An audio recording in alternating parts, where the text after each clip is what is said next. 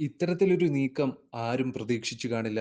എന്തിന് പൊതുവെ അമേരിക്കയുടെ ശത്രുവായി അറിയപ്പെടുന്ന റഷ്യ പോലും. അത്തരത്തിലൊരു പ്രതികരണമാണ് American president Donald Trump Ukraine president Vladimir സെലൻസ്കിയെക്കുറിച്ച് നടത്തിയിരിക്കുന്നത്. തെരഞ്ഞെടുപ്പ് നടത്താത്ത ഏകാധിപതി എന്ന ട്രംപിന്റെ വാക്കുകളിൽ ആകെ അങ്കലാപ്പിലായിരിക്കുകയാണ് സെലൻസ്കി. അപ്പോൾ ഒരു കാര്യം ഉറപ്പായി, ഇനി എന്ത് സംഭവിച്ചാലും യുക്രൈന് അമേരിക്കയുടെ ഭാഗത്തു നിന്നുള്ള സഹായം ഉണ്ടാകില്ലെന്ന്. സെലൻസ്കി വേഗത്തിൽ നടപടിയെടുത്തില്ലെങ്കിൽ അദ്ദേഹത്തിന് തന്റെ രാജ്യം നഷ്ടപ്പെടുമെന്നും ട്രംപ് മുന്നറിയിപ്പ് നൽകിയിട്ടുണ്ട്. അമേരിക്ക റഷ്യ ചർച്ചകളിൽ നിന്ന് യൂറോപ്യൻ യൂണിയൻ ഒഴിവാക്കപ്പെട്ടതോടെ അമേരിക്കയുടെ ഏകപക്ഷീയമായ സമാധാന ശ്രമങ്ങളിൽ യൂറോപ്യൻ യൂണിയനും വളരെ നിരാശരാണ്.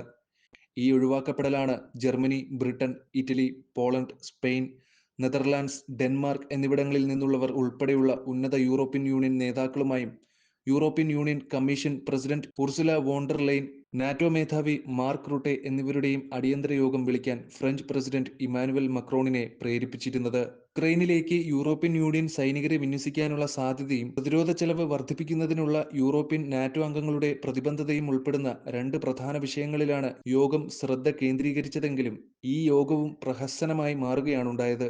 യുക്രൈൻ മണ്ണ് തങ്ങളുടെ സൈന്യത്തിന്റെ ശവപ്പറമ്പായി മാറ്റാൻ ആഗ്രഹിക്കുന്നില്ലെന്ന നിലപാട് ജർമ്മനി ഉൾപ്പെടെയുള്ള രാജ്യങ്ങൾ യോഗത്തിൽ വ്യക്തമാക്കിയതായാണ് പുറത്തുവരുന്ന വിവരം.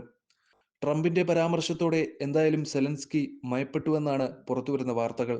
റഷ്യ യുക്രൈൻ സംഘർഷം പരിഹരിക്കുന്നതിന് വേണ്ടി നിയോഗിച്ച ട്രംപിന്റെ പ്രത്യേക ദൂതൻ കീത്ത് കെല്ലോഗുമായി യുക്രൈൻ തലസ്ഥാനമായ കീവിൽ കൂടിക്കാഴ്ച നടത്താമെന്ന് സമ്മതിച്ചിരിക്കുകയാണ് സെലൻസ്കി.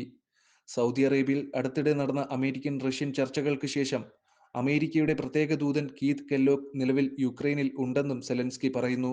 അമേരിക്കയുമായി സഹകരണം പ്രതീക്ഷിക്കുന്നതായും അമേരിക്കയുമായും യൂറോപ്പുമായും ചേർന്ന് സമാധാനം കൂടുതൽ സുരക്ഷിതമാക്കാൻ കഴിയുമെന്ന് വിശ്വസിക്കുന്നതായും അതിപ്പോഴും അവരുടെ ലക്ഷ്യമാണെന്നും സെലൻസ്കി പറഞ്ഞു.